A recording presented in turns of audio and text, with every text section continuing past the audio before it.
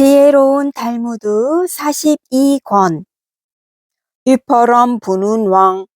어느 바닷가 마을에 마음씨 너그러운 부자와 착하고 부지런한 노예가 살았어요. 젊은 노예는 휘파람을 불면서 무슨 일이든 즐겁게 했어요. 어느 날 부자가 젊은 노예를 불렀어요. 그동안 일하느라 수고가 많았네. 자네는 아직 젊고 부지런하니 이곳을 떠나 자유롭게 살아가게. 고맙습니다, 주인님. 노예 신분에서 풀려난 젊은이는 가슴이 벅찼어요. 주인은 그동안 일한 대가로 선물을 주었지요. 젊은이가 받은 선물은 금은 보석과 배 한 척이었어요. 젊은이는 배에 재물을 싣고 바닷가 마을을 떠났어요. 이제 노예 신분에서 벗어났으니 어딜 가든 자유롭게 살아야지. 희망에 가득 찬 젊은이는 휘파람을 불었어요. 젊은이는 파도를 헤치며 넓은 바다로 나갔어요. 그때 먹구름이 몰려오더니 폭풍우가 몰아쳤어요. 돛대가 부러지고 배가 산산조각이 났지요. 젊은이는 낯선 섬의 모래밭에서 깨어났어요. 여기가 어딜까? 젊은이는 깊은 한숨을 쉬었어요. 주인님이 주신 재물도 다 잃고 빈털터리가 되고 말았네. 그나마 목숨이라도 건져서 다행이야. 아무도 살지 않는 섬인가? 어딜 가야 사람을 만날 수 있을까? 젊은이는 힘없이 터벅터벅 걸어갔어요. 섬 꼭대기에 이르자 놀라운 광경이 펼쳐졌어요. 아래에 평화롭고 아름다운 마을이 있는 거예요. 서둘러 마을로 들어서자 사람들이 젊은이를 맞이했어요. 어서 오십시오. 기다리고 있었답니다. 우리 섬의 왕이 되어 주십시오. 왕이라니요? 당치도 않습니다. 저는 노예 신분에서 풀려나 겨우 자유를 얻은 몸이에요. 젊은이가 깜짝 놀라며 말했어요. 우리 섬에서는 1년에 한 번씩 바다를 건너오는 분을 왕으로 모신답니다. 부디 우리 섬의 왕이 되어 주십시오. 마을 어른이 머리를 숙이며 간곡히 부탁했어요. 그런데 딱 한 가지 조건이 있습니다. 왕이 되신 지 1년 뒤에는 무인도로 떠나셔야 합니다. 딱 1년 동안만 왕이 되라고요? 네, 그렇습니다. 그 무인도는 아무것도 없는 황무지입니다. 젊은이는 왕이 되어 백성들을 다스렸어요. 하지만 날이 갈수록 앞날이 걱정되었지요. 그래, 이렇게 걱정만 할 게 아니라 1년 뒤를 위해 준비하는 거야. 젊은이는 틈틈이 무인도에 가서 꽃을 가꾸고 과일나무를 심었어요. 그리고 밭을 일구어 씨앗을 뿌리고 샘을 파서 물을 주었지요. 젊은이는 휘파람을 불면서 즐겁게 일을 했어요. 일하는 동안에는 자신이 왕이라는 사실도 까맣게 잊었지요. 1년이 지나 젊은이는 왕관을 벗고 무인도로 떠났어요. 젊은이는 더 이상 왕이 아니었어요. 하지만 행복하게 웃고 있었어요. 무인도는 이제 황무지가 아니었거든요.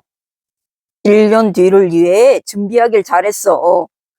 젊은이는 자신이 일군 아름다운 섬에서 휘파람을 불며 행복하게 살았답니다. 휘파람을 부는 왕에서 배우는 지혜. 성실한 노예가 열심히 일한 덕분에 많은 품삯을 받고 노예 신분에서 벗어났어요. 하지만 폭풍우를 만나 모든 것을 잃고 낯선 섬에 도착했지요. 이 섬은 1년에 한 번씩 바다를 건너오는 사람을 왕으로 삼고 왕이 된 사람은 1년 뒤에 무인도로 가야 하는 풍습이 있었어요. 왕이 된 노예는 자신이 가야 할 무인도를 틈틈이 가꾸었지요. 그래서 1년 뒤에는 풍요로운 무인도에서 행복하게 살 수 있었어요. 계획성 있게 미래를 대비하는 것은 매우 현명한 행동이에요. 우리도 앞으로 다가올 일들을 미리미리 준비해야 해요.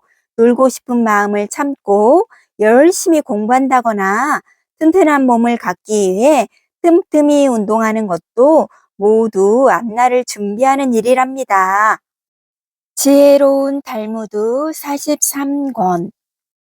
하늘이 준 보물 상자. 어느 마을에 부지런한 농부가 살았어요. 매일 이른 아침부터 해질 무렵까지 들판에 나가 열심히 일했어요. 그래서 아주 큰 부자가 되었답니다. 부자가 됐으니 남을 도우며 살아야지.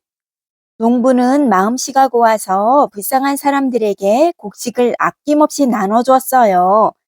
어서들 오세요. 굶으시면 안 돼요. 마을 사람들은 그런 농부를 늘 칭찬했어요. 하루는 라삐가 소문을 듣고 농부를 찾아왔어요. 농부는 라삐에게 큰 돈을 내놓았지요. 라삐님, 불쌍한 사람들을 위해 써주십시오. 소문대로 마음씨가 곱군요. 라삐는 하늘에서 복이 내릴 거라고 말했어요. 그런데 얼마 후 마을에 물난리가 났어요. 밤새 내린 비에 강물이 넘쳐 사람들이 허둥지둥 높은 곳으로 피했어요. 아이고, 집이 물에 잠기고 있어. 농부의 집과 곳간도 물에 떠내려가 버렸어요. 농부가 허물어진 집을 고치고 있을 때 마을 사람들이 찾아왔어요. 이를 어째요? 복을 받아야 할 뿐이 빈털터리가 되다니. 괜찮아요. 더 땀 흘려 일하면 되죠. 농부는 가족과 함께 들판으로 일하러 나갔어요. 곡괭이로 팍팍 땅을 일구어 씨앗을 심었지요. 얼마 후 싹이 쏙 올라왔어요. 곡식을 거두려면 아직 멀었어. 다들 조금만 더 참고 일하자. 농부 가족은 힘이 들었지만 즐겁게 일했어요. 그러던 어느 날 라삐가 다시 농부를 찾아왔어요. 라삐는 낡은 오두막을 보고 깜짝 놀랐어요. 도대체 이게 어찌 된 일입니까? 라삐는 농부에게 불쌍한 이들을 도와달라는 부탁을 하려고 온 것이었어요. 라삐는 그동안의 일을 전해 듣고 오두막을 나섰어요. 힘들어도 용기를 내세요. 그때 농부가 라삐 손에 곡식 한 자루를 쥐어주며 말했어요. 보잘것없지만 배고픈 사람에게 전해주세요. 라삐는 고마워하며 길을 떠났어요. 농부는 다음 날도 그 다음 날도 밭에 나가 열심히 일했어요. 부자가 되어 다시 사람들을 도와야 해. 그러던 어느 날 농부가 곡괭이질을 하는데 땅속에서 뭔가 툭! 아니 이게 뭐지? 땅 위로 삐쭉 솟은 것은 상자의 모서리였어요. 농부는 가족을 불러 커다란 상자를 땅 위로 꺼내 올렸어요. 농부가 상자를 톡톡 두드리며 고개를 갸웃거렸어요. 무엇이 들어있을까? 상자 뚜껑을 연 순간 모두 입이 쩍. 어머, 이게 웬 보물이에요? 상자 안에는 온갖 보물이 가득 들어있었어요. 농부는 보물 상자를 집으로 가져와 마을 사람들에게도 나누어 주었어요. 농부는 다시 부자가 되었어요. 변함없이 열심히 일하며 남을 도왔지요. 얼마 뒤 농부를 찾아온 라삐가 껄껄 웃으며 말했어요. 하늘은 착한 사람에게 복을 내린답니다. 라삐는 가는 곳마다 농부 얘기를 했어요. 농부는 자신이 가난할 때도 다른 사람들을 도왔어요. 농부처럼 착하게 살면 언젠가는 큰 복을 받게 되지요. 농부의 이야기는 세상에 널리 널리 퍼져나갔어요. 하늘이 준 보물상자에서 배우는 지혜. 부지런하고 착한 덕택에 부자로 살며 남을 돕던 농부가 큰 물난리를 만나 빈털터리가 되고 말았어요. 하지만 농부는 변함없이 열심히 일했지요. 더구나 자신을 찾아온 라삐에게 더 가난한 사람에게 나눠주라며 곡식까지 내어놓았어요. 그러던 어느 날 농부는 밭에서 상자를 발견했지요. 그 상자 안에는 보물이 가득 담겨 있었어요. 마을 사람들은 농부가 착하게 살아서 복을 받은 거라며 함께 축하해 주었어요. 부유할 때나 가난할 때나 변함없이 부지런히 일하고 또 아낌없이 나누는 농부의 모습은 모든 사람에게 모범이 될 만해요. 물론 자신이 가진 것을 나누려 하면 아깝다는 생각이 들어요. 하지만 나눌 때 얻는 기쁨은 그 무엇보다 크답니다. 지혜로운 탈무드 44권. 사자젖을 얻은 청년. 옛날 아주 먼 나라의 왕이 시름시름 앓고 있었어요. 용하다는 의원도 좋다는 약도 아무 소용 없었어요. 병은 점점 깊어져 도무지 나을 것 같지 않았어요. 그 많은 의원이 내 병 하나를 못 고친단 말이냐? 왕이 호통치자 신하들은 나라 안을 샅샅이 뒤졌어요. 마침내 못 고치는 병이 없다는 의사를 데려왔어요. 의사가 왕을 살펴보더니 대뜸 말했어요. 이 병은 사자의 젖을 먹어야 낫습니다. 그러자 왕이 다시 신하들에게 명령했어요. 당장 사자의 젖을 구해오너라. 사자의 젖을 어떻게 구해? 신하들은 투덜거리며 곳곳에 방을 붙였어요. 사자의 젖을 구해오는 자에게 큰 상을 내리겠다. 방을 본 사람들도 투덜투덜. 아무리 큰 상을 준대도 사자밥이 되긴 싫어. 그때 용감하고 지혜로운 젊은이가 나섰어요. 제가 한번 해보겠습니다. 젊은이는 이리저리 헤맨 끝에 사자굴을 찾았어요. 어미 사자와 새끼가 함께 있군. 이제 어떻게 하지? 젊은이는 몸을 숨기고 지켜보았어요. 얼마 후 새끼 사자가 아장아장 굴 밖으로 나오다가 그만 비탈에서 떼굴떼굴 굴러 떨어졌어요. 옳거니 새끼를 구해주자. 젊은이는 재빨리 새끼 사자에게 달려가 다친 다리를 정성껏 치료해 주었어요. 젊은이는 새끼 사자를 어미 사자에게 데려갔어요. 어미 사자는 낮게 으르렁거렸지만 새끼 사자를 구해준 젊은이를 해치지는 않았어요. 옳지, 이제 사자와 친해질 수 있겠구나.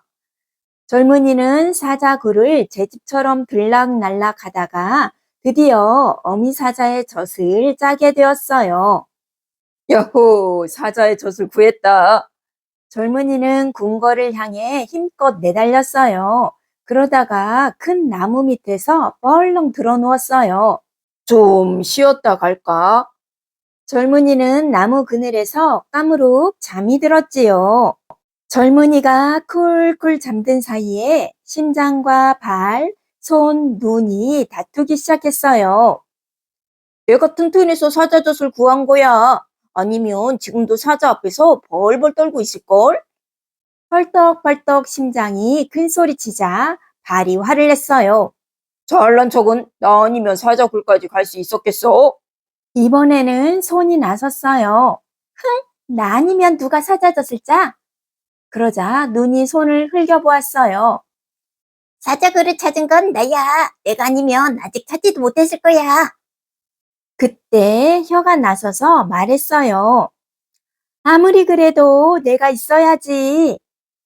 혀가 끼어들자 모두 버럭 화를 냈어요. 사자젖을 구하는데 네가 한 일이 뭐가 있어? 넌 먹는 것밖에 한 일이 없잖아. 다들 혀를 몰아붙이자 혀는 아무 말도 못했어요.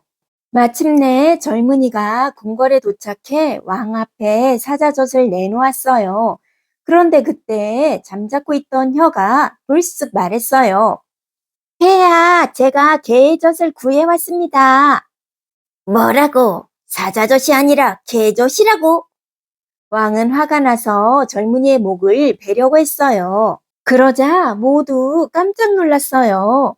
심장은 두근두근, 손은 벌벌, 발은 덜덜, 눈은 바르르. 여야, 우리가 잘못했어. 다 네 덕분이야. 모두 싹싹 빌자 혀가 다시 말했어요. 폐야, 제가 잘못 말했습니다. 제가 구해온 것은 사자의 젖입니다. 왕은 사자 젖을 먹고 병이 싹 나았어요. 젊은이는 상으로 금은 보화를 듬뿍 받았고요. 궁궐을 나설 때 혀가 말했어요. 심장과 손, 발, 누나, 우리가 힘을 모아 사자젖을 구한 거야.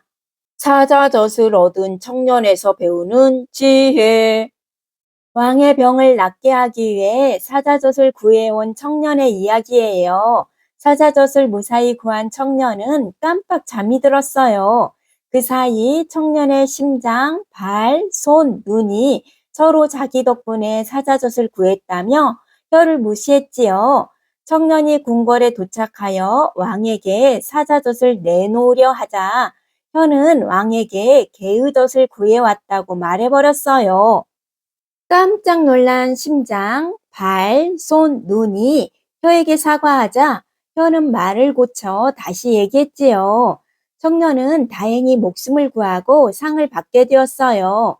심장, 발, 손, 눈, 혀는 모두 소중해요.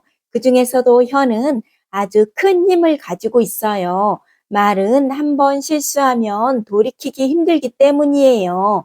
그래서 우리는 항상 말조심을 해야 한답니다. 지혜로운 탈무드 45권 공주와 삼형제. 어느 나라에 임금님이 외동딸과 살았어요. 임금님은 공주를 끔찍하게 사랑했지요. 그런데 공주가 시름시름 앓기 시작했어요. 임금님은 신하들에게 호통을 쳤지요. 공주의 병을 당장 고치도록 하라! 신하들이 방방곡곡의 의사들을 불러왔지만 아무도 공주의 병을 고치지 못했어요. 임금님은 발을 동동 구르다 궁궐 앞에 방을 붙이게 했어요. 공주를 살리는 사람을 사위로 삼고 이 나라를 물려줄 것이다. 하지만 나서는 사람이 아무도 없었어요. 공주의 병이 낫기 힘든 것이란 소문이 널리 퍼졌기 때문이었지요. 한편 시골 마을에 삼형제가 살고 있었어요. 삼형제는 신기한 보물을 하나씩 가지고 있었지요. 큰 형은 아주 멀리까지 보이는 마법 망원경을, 둘째는 하늘을 나는 양탄자를, 막내는 어떤 병이든 고치는 마법의 사과를 가지고 있었어요. 이날도 큰 형이 망원경을 보며 자랑했어요. 우와, 다 보인다, 다 보여. 오늘은 예쁜 공주님을 한번 볼까? 그런데 큰 형이 갑자기 소리쳤어요. 어, 공주님이 병이 들었대. 병을 고치면 사위로 삼고 나라를 물려준대. 공주님이 불쌍해. 우리가 병을 고쳐주자. 막내가 말하자 둘째가 양탄자를 펼쳤어요. 양탄자야, 궁궐로 데려다 주렴. 삼 형제는 구름 위를 날아 궁궐에 도착했어요. 삼 형제는 공주의 방으로 갔어요. 공주님, 제 사과를 먹고 얼른 나으세요. 막내는 자신의 보물을 공주에게 먹였어요. 아삭아삭 사과를 다 먹은 공주는 언제 아팠냐는 듯 일어났어요. 공주는 다시 밝은 모습으로 돌아왔어요. 임금님은 병이 나은 공주를 보고 기뻐했어요. 어서 잔치를 열어라! 마음껏 먹으며 기뻐하자! 삼 형제는 임금님과 공주 옆에 앉아 온갖 맛있는 음식을 먹었어요. 잔치가 끝날 때쯤 임금님이 말했어요. 약속대로 공주를 살린 사람을 사위로 삼겠다. 그러자 큰형이 일어나 말했어요. 내 마법의 망원경이 아니었다면 공주님이 병에 걸린 것도 몰랐을 거예요. 둘째도 질세라 말했어요. 내 마법의 양탄자가 아니었다면 이곳에 오지도 못했을 거예요. 그러자 사람들은 모두 막내를 쳐다봤어요. 막내가 무슨 말을 할지 궁금했던 거예요. 막내는 작은 목소리로 겨우 말했어요. 전 공주님이 나으신 것만으로도 기뻐요. 임금님은 고개를 갸웃거리며 다시 말했어요. 서로 자기 보물을 뽐내어 보아라. 최고의 보물을 가진 이를 사위로 삼겠다. 큰 형은 망원경으로 먼 곳을 살펴보았어요. 이웃 나라의 공주님이 손거울을 보고 있어요. 사람들이 놀라 웅성거렸어요. 마법의 망원경이 최고야. 둘째는 양탄자를 펼치더니 척 올라탔어요. 그러고는 쌩 하늘을 날아올랐다가 순식간에 다시 돌아왔어요. 손에는 이웃나라 공주의 손거울이 들려 있었지요. 우와, 마법의 양탄자가 최고야. 이번엔 사람들이 막내를 바라보았어요. 저는 이제 아무것도 없습니다. 그러자 임금님이 말했어요. 두 사람의 보물도 훌륭하지만 자신의 보물이 없어질 줄 알면서도 기꺼이 내놓은 막내를 사위로 삼겠다. 공주와 막내는 한박 웃음을 지으며 손을 마주 잡았어요. 공주와 삼형제에서 배우는 지혜. 임금님은 공주의 병을 낫게 해주는 사람에게 나라를 물려준다는 방을 붙였어요. 큰 형이 마법의 망원경으로 방을 보고 둘째가 가진 마법 양탄자를 타고 삼형제가 궁궐로 갔지요. 공주는 막내가 가진 마법의 사과를 먹고 씻은 듯이 나았어요. 임금님은 삼형제 가운데 누구를 공주와 결혼시켜야 할지 고민하다 결국 보물이 없어질 것을 알면서도 내놓은 막내를 사위로 삼았어요. 자신이 가진 것을 남에게 나누어 주는 일은 어려워요. 더구나 가장 소중하게 여기는 것을 남에게 주는 일은 아무나 할 수 없지요. 하지만 남에게 가장 귀한 것을 양보한다면 크나큰 복을 받게 마련이에요. 하나뿐인 마법의 사과를 공주에게 주고 결혼까지 하게 된 막내처럼 말이에요. 지혜로운 탈무드 46권. 배를 놓친 사람들. 커다란 배가 폭풍우를 만났어요. 비바람이 휘잉휘잉, 파도가 출렁출렁. 배에 탄 사람들은 무서워서 떨고만 있었어요. 돛을 내려라! 물을 퍼내라! 선장이 큰 소리로 외치며 선원들에게 명령을 내렸어요. 다행히 배는 뒤집혀지지 않았고 다음 날 파도도 잠잠해졌어요. 하지만 선장은 걱정이 이만저만 아니었어요. 찢어진 돛과 부서진 배를 고쳐야 할 텐데. 그때 한 선원이 크게 외쳤어요. 섬이 보인다. 저기 섬이 있어요. 선장은 배를 섬 가까이 대고 말했어요. 배를 고칠 때까지 이 섬에서 잠시 쉽시다. 사람들은 기뻐서 소리를 질렀어요. 와, 정말 아름다운 섬이야. 섬에는 과일이 주렁주렁 달린 나무와 예쁜 꽃들이 가득했거든요. 사람들이 앞다투어 내렸지만 배에서 꼼짝 않는 사람들도 있었어요. 섬에 무서운 동물이 있을 것 같아. 맞아, 배에서 기다리는 게 나아. 몇 사람은 배 가까이에서 달콤한 과일을 따먹으며 신나게 놀았어요. 우와, 이런 맛 처음이야. 그러고는 다시 배로 돌아왔지요. 더 늦기 전에 배로 돌아가야지. 어떤 사람들은 배에서 아주 멀리까지 갔어요. 이쪽에 맛있는 열매가 많을 것 같아요. 아니에요. 저쪽으로 가봅시다. 시원한 계곡이 있을지 몰라요. 이 사람들은 언덕 위까지 올라갔어요. 그러다가 깜짝 놀라 내려왔어요. 어이쿠, 배가 출발하려고 해요. 서둘러요, 서둘러. 사람들은 바닷물에 풍덩 뛰어들어 겨우겨우 헤엄쳐서 배에 올라탔지요. 선장은 사람 수를 세었어요. 하나, 둘, 셋, 36. 아직도 5사람이 안 돌아왔잖아. 선장은 섬을 향해 외쳤어요. 빨리 돌아와요. 이제 배가 떠날 거요. 5사람은 쿨쿨 자고 있었어요. 마침 한 사람이 깨서 말했어요. 배가 떠나려 해요. 돛을 올렸어요. 하지만 사람들은 꿈쩍도 않고 말했어요. 잠이나 더 자요. 설마 그냥 가버릴까? 선장이 드디어 명령을 내렸어요. 더 이상 기다릴 수 없다. 출발! 닻을 올려라! 배는 백고동을 부항 울리며 천천히 넓은 바다를 향해 떠났어요. 잠에서 깬 사람들은 발을 동동 굴렀어요. 돌아와, 우리를 두고 가면 어떡해? 하지만 배는 멀리 멀리 가버리고 말았어요. 5 사람은 죽을 때까지 섬에서 살아야 했답니다. 배에 머문 사람들은 즐거움을 모르고 일만 하는 사람들이에요.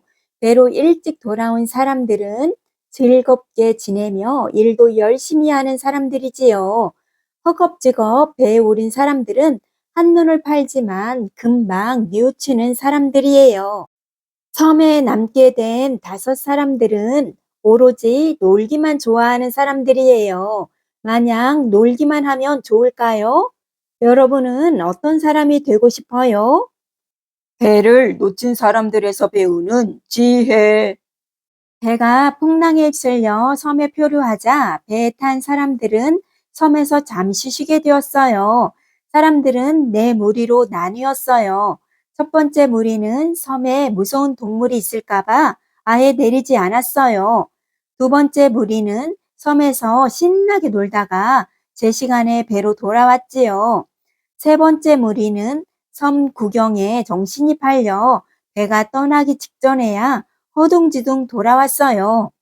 마지막 무리는 배가 출발하는 것도 모르고 잠만 자다가 배를 놓쳤지요. 살면서 지나치게 즐거움만 따르다 목표를 잃어버리는 것도, 목표를 쫓느라 즐거움을 모르는 것도 바람직하지 않아요. 삶을 즐기면서 하고 싶은 일을 이루어내는 지혜가 중요하답니다. 지혜로운 탈무드 47권. 주인 없는 다이아몬드. 가난하지만 정직한 랍비가 있었어요. 랍비는 오전에는 제자들을 가르치고 오후에는 나무를 해서 팔아 살아갔어요. 어느 날 랍비는 당나귀를 사기로 했어요. 시간도 줄이고 나무찜도 많이 실을 수 있을 거야. 랍비는 푼푼히 모은 돈을 들고 시장으로 갔어요. 당나귀를 파는 상인에게 가서 말했지요. 내가 가진 돈이 이것밖에 없소. 이 돈으로 당나귀를 살 수 있을까요? 상인은 돈을 세어보더니 말했어요. 턱없이 부족하지만 저 당나귀를 가져가세요. 아직 몇 해는 더 일할 수 있을 겁니다. 상인이 손으로 가리킨 당나귀는 늙고 병들어 보였어요. 숨을 헉헉거리며 간신히 서 있었지요. 다음 날 당나귀를 본 제자들이 실망하며 말했어요. 라삐님, 당나귀가 병든 것 같아요. 아무래도 상인에게 속았나 봐요. 당나귀는 목이 아픈지 계속 컥컥댔어요. 라삐는 빙그레 웃으며 대답했지요. 아니다. 내가 가진 돈으로는 병든 당나귀조차 구하기 힘들었을 게다. 제자들은 당나귀를 냇가로 끌고 가 목욕을 시켰어요. 그런데 당나귀는 물을 먹더니 더 심하게 캑캑거렸어요. 어이쿠, 당나귀가 죽으려나 봐. 이걸 어째 모두 당나귀를 잘 붙잡아. 당나귀가 갑자기 심하게 몸부림쳤어요. 그때 당나귀 입에서 뭔가 톡 튀어나왔어요. 이것 봐, 다이아몬드야. 그건 엄청나게 큰 다이아몬드였어요. 당나귀의 목에 이게 걸려 있었나 봐. 제자들은 신이 나서 랍비에게 달려가 호들갑을 떨었어요. 야호! 선생님은 이제 부자예요. 맞아요. 나무 같은 건 안 하셔도 돼요. 랍비는 놀라지도 않고 조용히 말했어요. 난 당나귀를 샀지 다이아몬드는 산 적이 없다. 선생님이 산 당나귀에서 나온 것이니 당연히 선생님 거예요. 이건 내 것이 아니다. 당나귀를 판 상인에게 갖다 주어라. 랍비는 당나귀를 끌고 나무를 하러 갔어요. 제자들은 하는 수 없이 상인에게 가서 다이아몬드를 내밀었어요. 하지만 상인도 다이아몬드를 받지 않았어요. 나는 이미 당나귀를 팔았소. 그 당나귀에게서 무엇이 나왔든 돌려받을 까닭이 없지요. 제자들은 랍비에게 다시 갔어요. 상인이 다이아몬드를 받지 않겠답니다. 선생님이 그냥 가지시지요? 라삐는 잠시 생각에 잠기더니 말했어요. 오늘 공부는 연못으로 가서 하자. 제자들은 공부할 기분이 아니었어요. 온통 다이아몬드 생각뿐이었지요.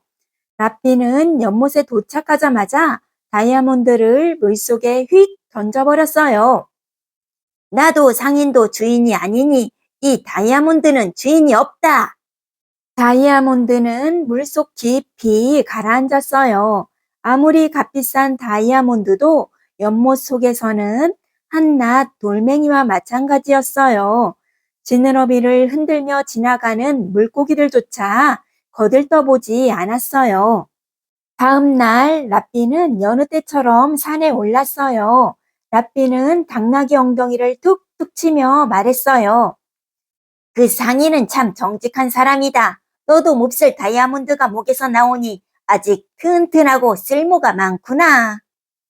당나귀도 힝 하고 기분 좋게 웃었어요. 주인 없는 다이아몬드에서 배우는 지혜.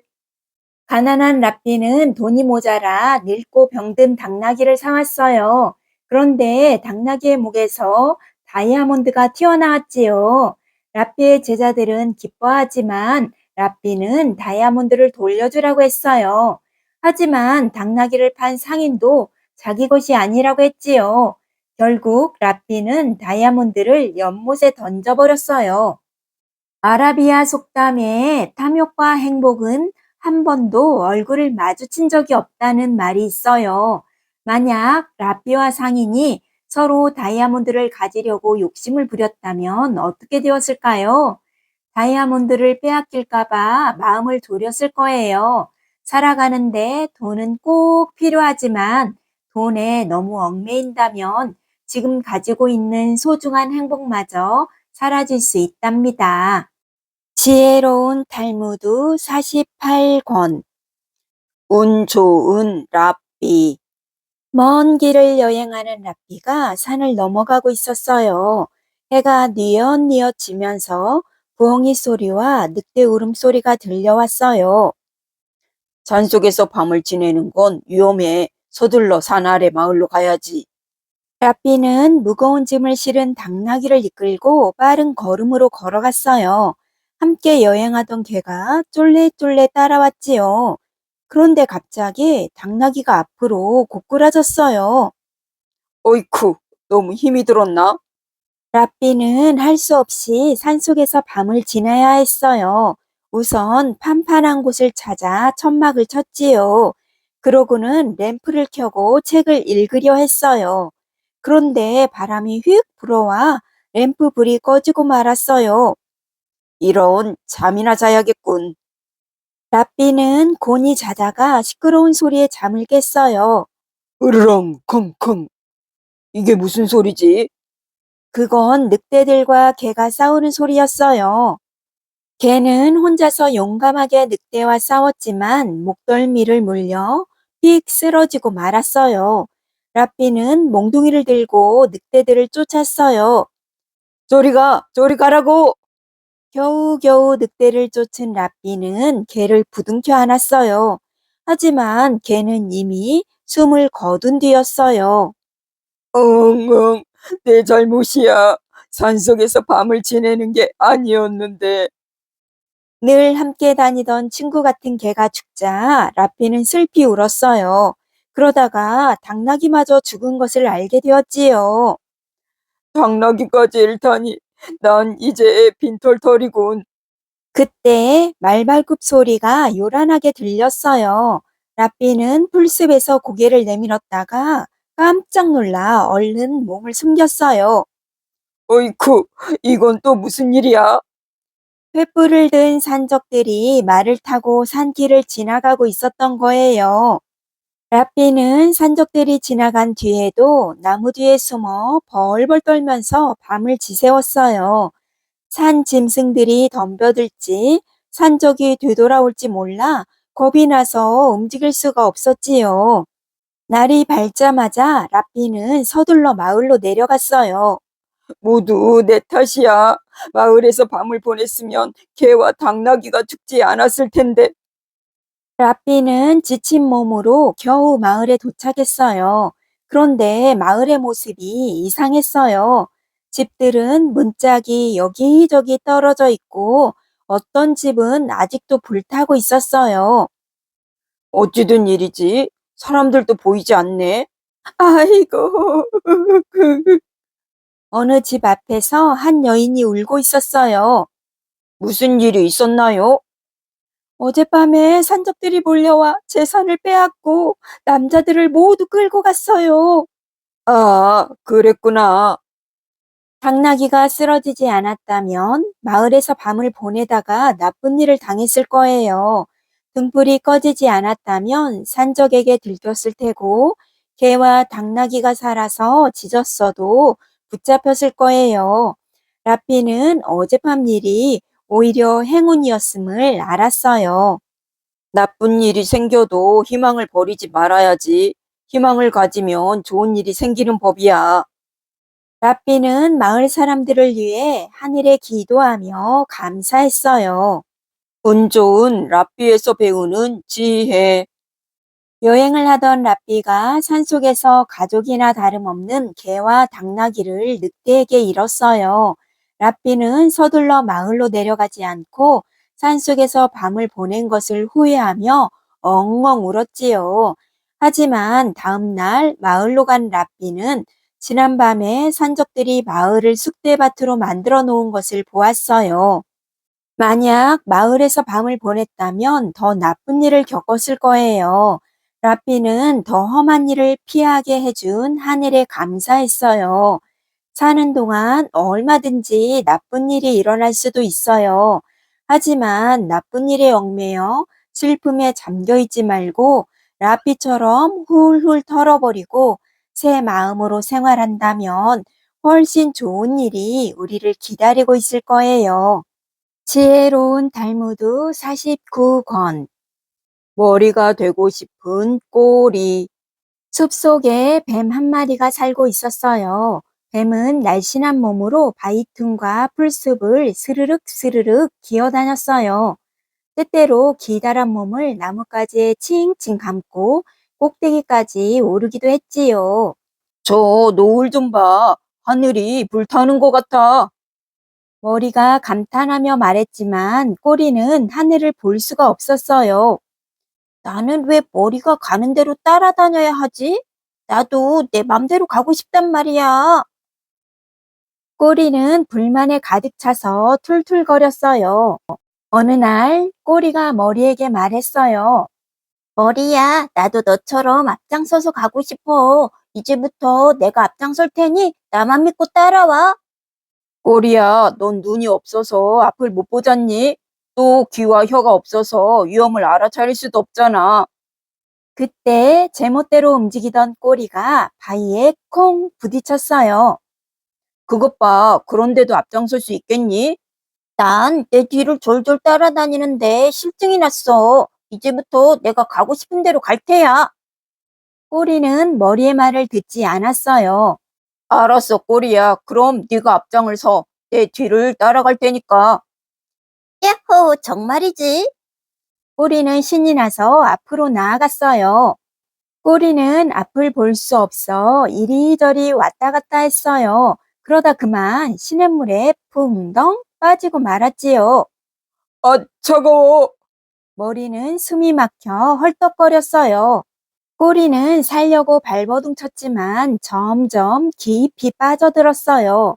머리가 나뭇가지를 휘감고 가까스로 꼬리를 건져 올려 겨우 빠져나왔지요. 하마터면 죽을 뻔했네. 하지만 꼬리는 막무가내로 다시 앞장섰어요. 머리야, 이번에는 잘 갈 수 있어. 꼬리는 또다시 길을 잃고 왔다 갔다 했어요. 아, 따가워. 뭐야? 가시덤불로 들어왔잖아. 머리는 꼬리와 함께 가시덤불에 갇히고 말았어요.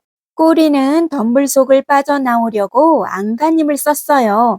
하지만 몸부림을 칠수록 자꾸만 가시에 찔려 상처투성이가 되었지요. 아야, 안 되겠다. 내가 앞장서야지. 이번에도 머리가 꼬리를 데리고 겨우 가시덤불을 헤쳐나왔어요. 꼬리야, 너를 따라다니다가 하마터면 물에 빠져 죽을 뻔했어. 그리고 이번에는 가시에 찔려 상처투성이가 되었잖아. 이제는 왜 내가 앞장서야 되는지 알겠지? 하지만 그건 실수였어. 이젠 정말 잘할 수 있다고. 어휴, 알았어. 더 이상 실수하면 안 돼. 머리는 마지막으로 한 번만 더 믿기로 했어요. 꼬리는 꿈틀꿈틀 다시 앞장섰어요. 그런데 이번에는 꼬리가 노을빛 같은 불길 속으로 뛰어들고 말았어요. 아, 뜨거워. 머리는 불길 속에서 빠져나오려고 안간힘을 썼어요. 머리야, 미안해. 꼬리가 뒤늦게 잘못을 뉘우쳤지만 때는 이미 늦었답니다. 머리가 되고 싶은 꼬리에서 배우는 지혜.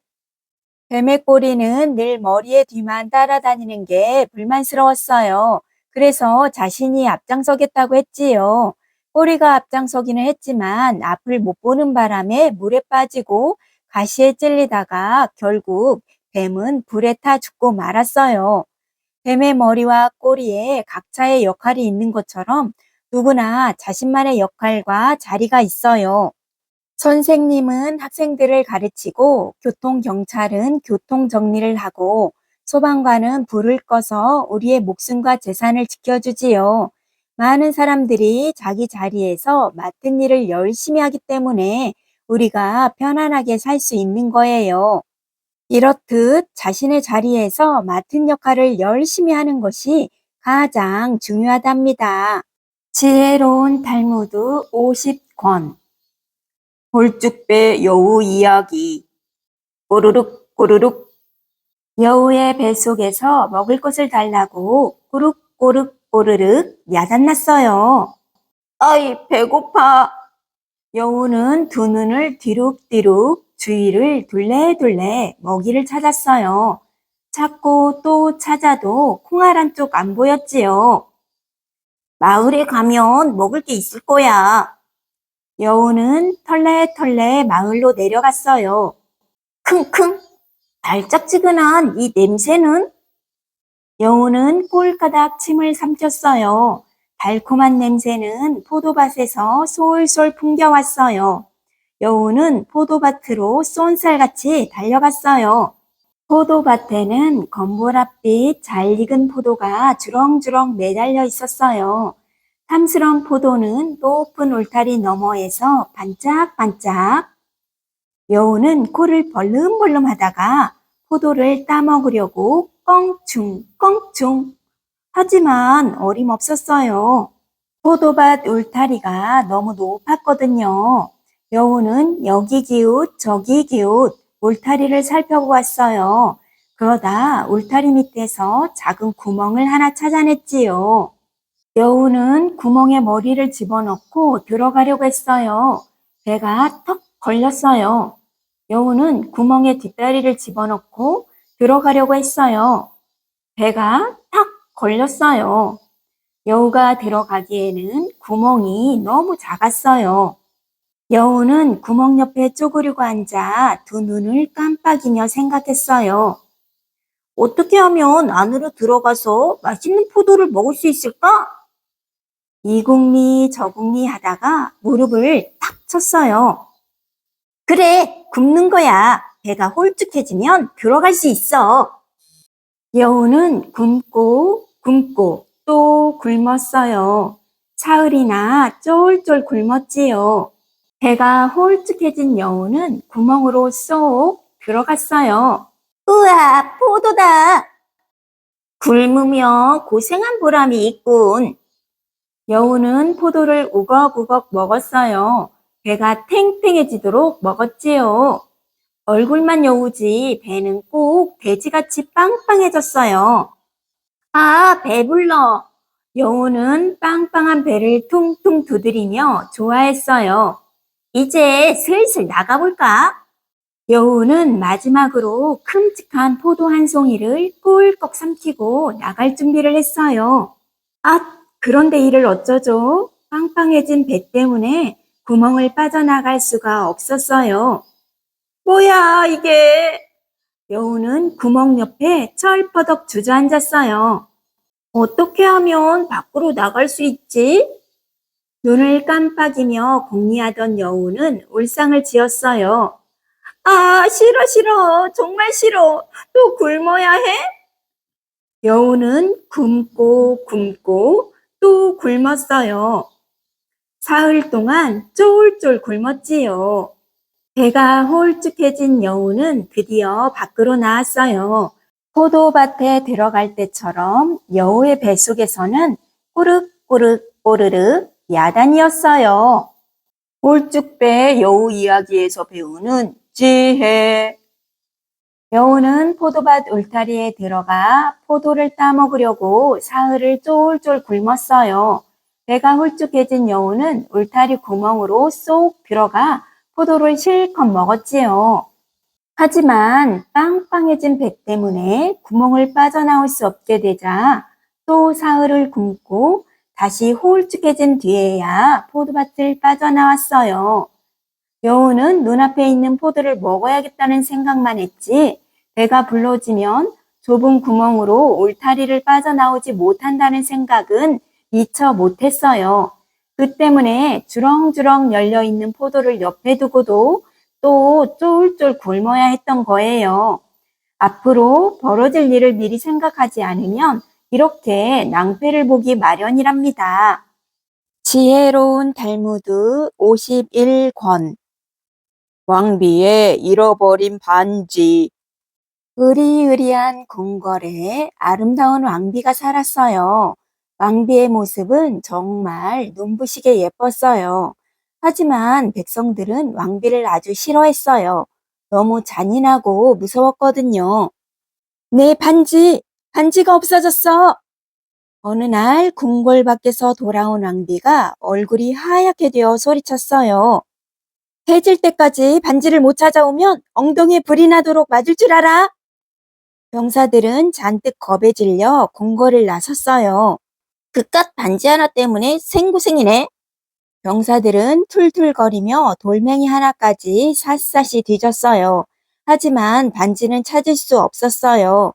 해는 벌써 뉘엿뉘엿 산 너머로 지고 있었어요. 엉엉 불쌍한 내 엉덩이. 그런 말 마. 매질로 끝나는 걸 다행으로 생각하자고.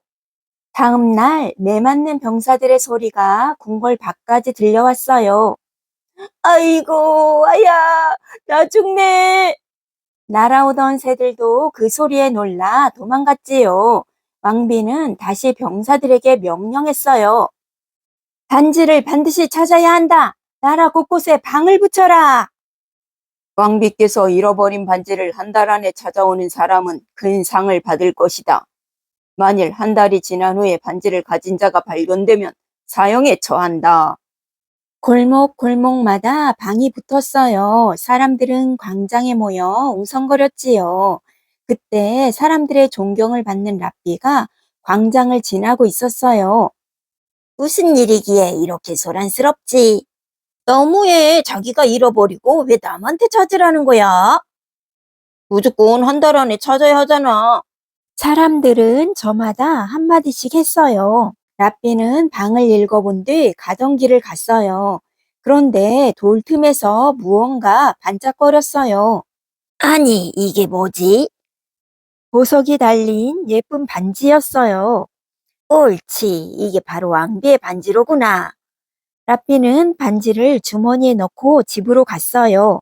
하루 이틀이 지나고 어느새 왕비가 말한 한 달이 코앞에 다가왔어요. 하지만 랍비는 늘 하던 대로 집에서 조용히 책을 읽으며 지냈어요. 반지는 주머니에 그대로 있었지요. 한 달이 지난 바로 다음 날 화가 머리끝까지 난 왕비가 소리쳤어요. 온 나라를 샅샅이 뒤져라. 반지를 못 찾으면 모두 사형에 처하겠다. 병사들이 벌벌 떨며 밖으로 나가려 할 때였어요. 왕비님, 누가 반지를 가지고 왔습니다. 랍비가 반지를 갖고 궁궐로 온 거예요. 왕비는 반지를 보고 뛸 듯이 기뻐했어요. 그러다가 갑자기 병사들에게 명령했어요. 저 라삐를 사형에 처하라. 그러자 신하가 깜짝 놀라며 말했어요. 아니되옵니다. 이 라삐님은 나라에서 가장 존경받는 분이십니다. 신하가 말리자 왕비가 라삐에게 물었어요. 이 반지를 언제 주었소? 한 달 전 방을 붙이던 날 주었습니다. 왕비는 이상해하며 다시 물었어요. 왜 그때 바로 가져오지 않았소? 당신은 죽는 게 무섭지 않소? 라삐는 조용히 웃으며 대답했어요. 저는 죽음은 두렵지 않습니다. 다만 사람의 목숨을 가벼이 여기는 왕비님의 그릇된 마음이 두렵습니다. 왕비는 잠시 생각에 잠기더니 말했어요. 저분을 집으로 모셔다 드려라. 그러고는 정원 연못으로 걸어가 반지를 힘껏 던졌어요. 환하게 웃는 왕비의 얼굴이 물에 비쳤어요. 세상에서 가장 아름다운 얼굴이었어요. 왕비의 잃어버린 반지에서 배우는 지혜. 아름답지만 못된 왕비가 반지를 잃어버리자 화가 나서 애꿎은 병사들에게 벌을 주었어요. 그러고는 반지를 찾으면 상을 내리겠지만 한 달 뒤까지 반지를 갖고 있다가 들키면 사형에 처하겠다는 방을 붙이게 했어요. 마침 가장 존경받던 라삐가 반지를 주었어요. 하지만 라삐는 한 달이 지나고 나서야 반지를 왕비에게 가져갔어요. 라삐는 왜 반지를 왕비에게 바로 가져다 주지 않았을까요? 왕비에게 사람의 목숨보다 소중한 것은 없다는 깨달음을 주기 위해서였어요. 존경받는 사람이든 그렇지 않은 사람이든 누구에게나 목숨은 소중한 거예요. 왕비는 그 사실을 깨닫고 반지를 연못에 던져버렸어요. 아무리 비싸고 귀한 보석이라 해도 사람보다 중요하지는 않답니다.